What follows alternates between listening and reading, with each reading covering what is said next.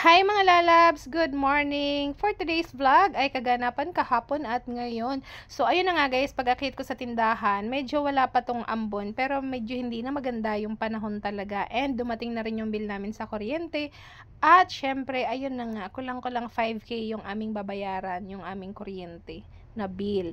And grateful pa rin kasi kahit medyo masama yung panahon, ito may customer kami, may nagpahasa. Kaya thank you po Suki sa patuloy na pagtangkilik sa amin. So bali 3 lagari yung pinahasa niya and babalik naman daw siya sa next Sunday. Ay, next week pala, mali. So, ito naman yung isang suki namin, chinso naman yung pinahasa niya kasi sabi niya, isang kahoy pa lang daw ng kay Mito yung naputol niya, abay mapurol na yung kanyang chainsaw blade, aba, bago lang daw yun kasi.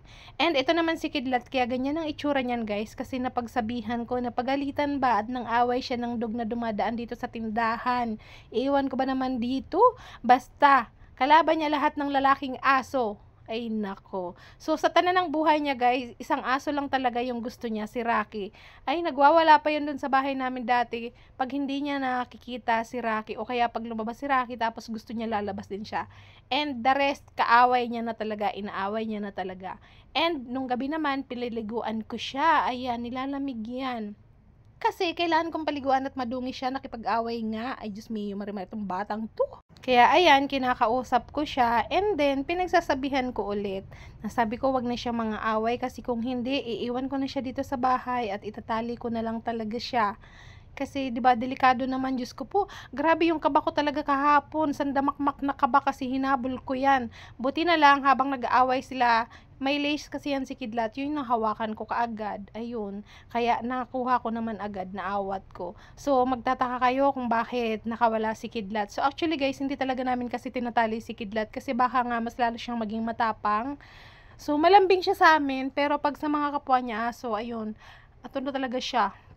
Diyos ko, ang sungit-sungit. At ito naman nung ano to guys, kinagabihan, super lakas tala ng, ay hapon pa lang to, pero hapon pa lang, medyo maliwanag, pero ang lakas na talaga ng ulan kahapon, Diyos mio, marimar.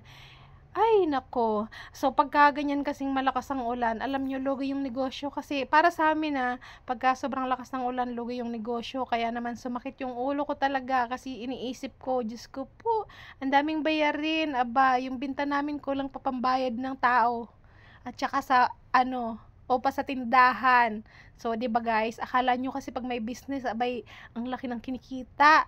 Pero hindi nyo lang alam ang dami naming iniisip. Shout out sa mga pareho namin na pilit na idinadaos yung kanilang mga munting negosyo. O di ba? Kasi talagang ang hirap-hirap naman talaga kasi. O. Tapos eto, sabi namin kahapon, ay, alas 6 na pero ang liwanag pa rin. Pero naambon yan guys. And meron nga nagpahasa ng kutsilyo at ito na nga yun. So, pinaayos din to kasi yung talim niyan medyo makalawang na and then parang may mga bungi-bungi yan. Kaya aayusin din yan guys. So, pag may mga itak kayo or kutsilyo na makalawang, so kung gusto nyong palinisan, aba, dalhin nyo lang sa amin kasi malilinisan namin yan. So, bukod sa hasa. Pero guys, magkaiba yung bayad ng hasa at paglinis ng mga kalawang ha.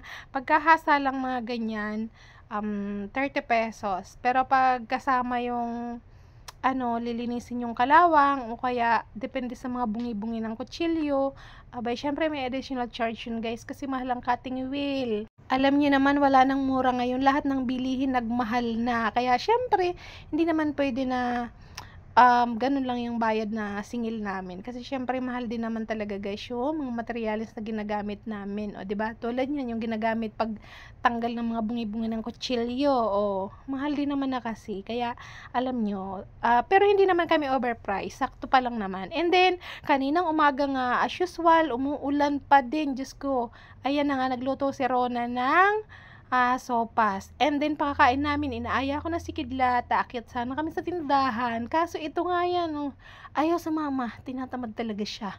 Di ba? Inaamo-amo ko pa yan kahit anong sabihin ko. Ayaw niya talaga sumama. Sabi ko, tara na Kid, kakalungin na lang kita paakyat.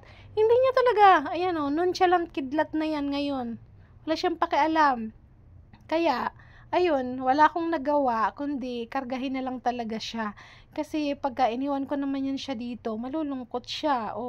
baka mamaya magwala yan dito, sugat-sugat na naman yung paa, pagkakalimutin niya na naman yung pinto. So, minsan kasi naiiwan na namin siya dito sa bahay, pero madalas talaga hindi. Takot kasi siya mag-isa, guys. Ganun po si Kidlat. Kaya, pag iniiwan namin yan dito, ay, awang-awa talaga kami. One time, akala namin kaya niya na mag-isa. Iniwan namin dito. Pagdating namin, Diyos ko po, puro sugat yung paa kasi kinalmot niya ng kinalmot yung pintuan. Diyos me, Marimar. Makakalabog daw talaga yung pintuan. So, ayaw niya talaga, takot siya mag-isa. Di siya sanay. So, akala nyo bantay siya sa bahay? Diyos ko, hindi. Ito ang bantayan kamo. So, at ito na nga, napilit ko na nga siya. Hindi naman mainit, pero hinihingal pa rin siya. Ewan ko ba naman na tong batang to. Naulan yan, guys, ha? So, galing siya sa kwarto, tas inakyat ko, pero hingal pa rin siya kahit umuulan naman. O, 'di ba? Ganyan po kaarte si Kidlat. Diyos ko. Ganyan 'di ba yung mga ano nyo, alaga nyo. So, at ito na nga guys, makikita nyo, yung ulan talaga, walang tigil talaga, maghapon talaga. Hihina lang, tapos lalakas, tapos may kasabay na hangin. Diyos ko, nakakatakot. So, ayun, walang customer kasi sino ba naman gaganahan? So, ang ginawa ko, bumaba na lang ako dito sa kwarto at ayan nga, ipinasok ko muna yung mga sinampay sa labas kasi naanggihan doon sa labas. Ayan, naging sampayan na tong kortina namin kasi wala talaga akong choice. Ayan, si Kidlat.